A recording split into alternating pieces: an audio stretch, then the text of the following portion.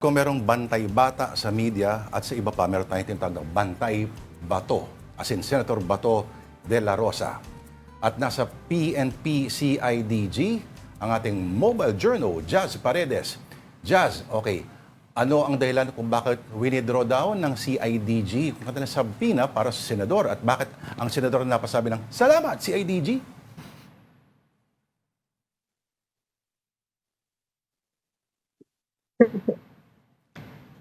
Yes, Lardo. So for context lang, no, kahapon si IDG regarding doon sa kanilang ginagawang aksyon tungkol sa pag-aresto kay Bato dahil nga kahapon ay yung kanilang security sa premises ng Senado at napag-usapan nga din dun sa press briefing kung paano na yung mangyayari sa 14 which is yung supposedly yung ang nakalagay sa subpoena na dapat pupunta dito personally si Senator Bato de la Rosa para dun sa kanyang duces tecum na subpoena, so dapat mag-present siya dito personally. And kahapon, ang sabi sa atin, meron pa ngang sinabi na although nasa Senado siya, pwede siyang hindi pumunta personally Jazz. para represent yung kanyang sarili. As long na may legal reason, pwedeng yung kanyang law. Nag-iba yung ihip ng hangin, no? So, nagkaroon naman ng letter of recall na kanilang subpoena. Pero ang sabi sa atin kanina ng PNP spokesperson, kapag by any chance na matapos na yung Senate Protection Order or makalabas na sa Senado itong si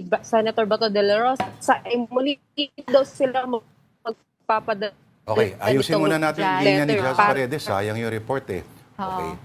So, well, ang official ay it's out of courtesy, out of respect to yung Senate protective custody. Pero yun kasi kaya nga kortesiya kasi hindi naman nakasaad sa batas. Kumbaga parang ano lang, paano bang out of the graciousness of our own hearts, parang kumbaga.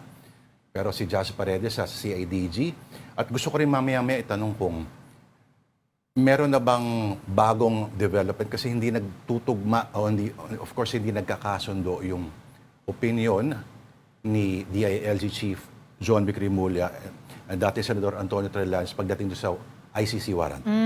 Ay, may mga binitawang salita ang Sino? dating senador, 'di ba? Ay, oo. Kung ano yung mga sinabi niya? basta kung about sa mga press con daw. Bawasan daw? 'Di ba? Merong mga ganun ano. May ganun pa eh, no? O teka lang, nasa na ba si Jazz? Pwede ba nating balikan si Jazz? Anong gagawin mo pagbalik natin si Bato pala kausap natin? Ano? Bakit hindi? Jazz, Sa IDG pala. can you hear us loud and clear?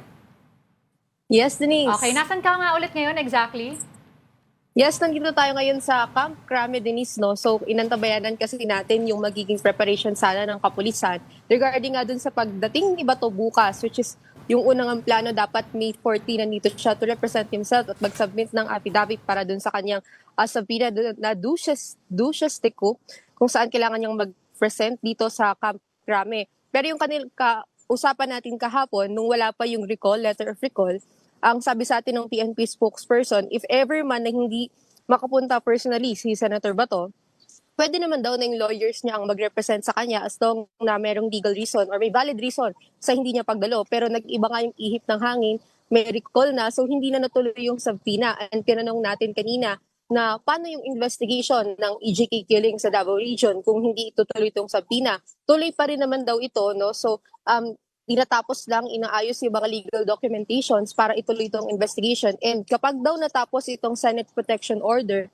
ay magpapadala daw ulit ng panibagong letter. We're still confirming kung magpapadala ulit ng panibagong subpoena, but surely daw magpapadala ulit daw sa opisina ni Senator Bato once na matapos yung kanyang protection order. Huwag na lang magsapina, puntahan na lang nila doon. Alam naman na nila kung nasaan. Alam na kung nasaan. Kasi yung last time, di ba, nagpadala ng subpoena, hindi tinanggap. Hindi tinanggap. Oo. Oo, ngayon, baka hindi nang tanggapin. Ganon? Hindi, pero counted as served pa rin naman yun, di ba?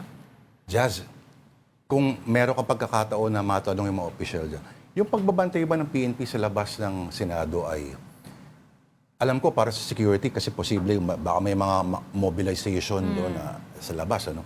Ito rin ba isang paraan na bantayan para hindi makalabas yung senador?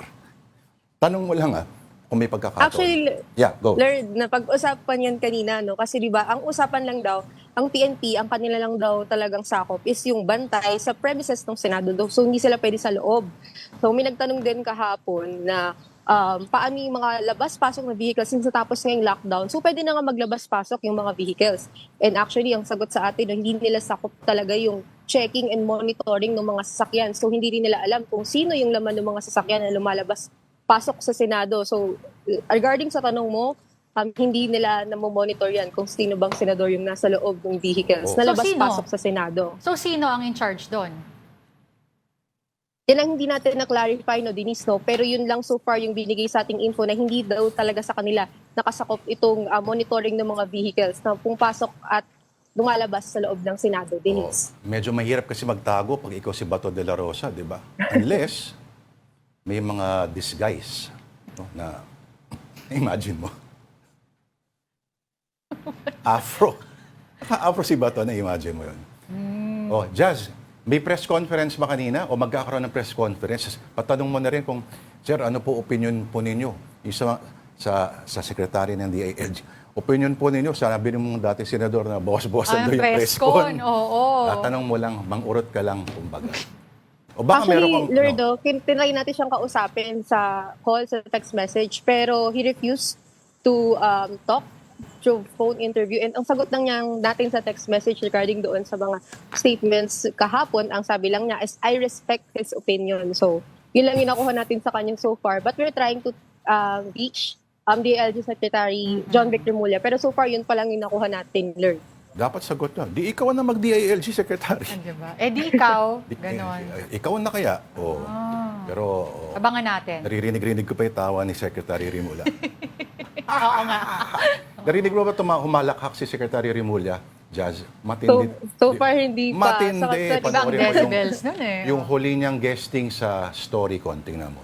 Iba talaga. Dapat magsama sila ng isang babaeng kakilala ko na halimaw din tumawa. Okay. Alright, abangan po natin ang mga susunod na mangyayari sa ang ating Mojo Jazz Paredes.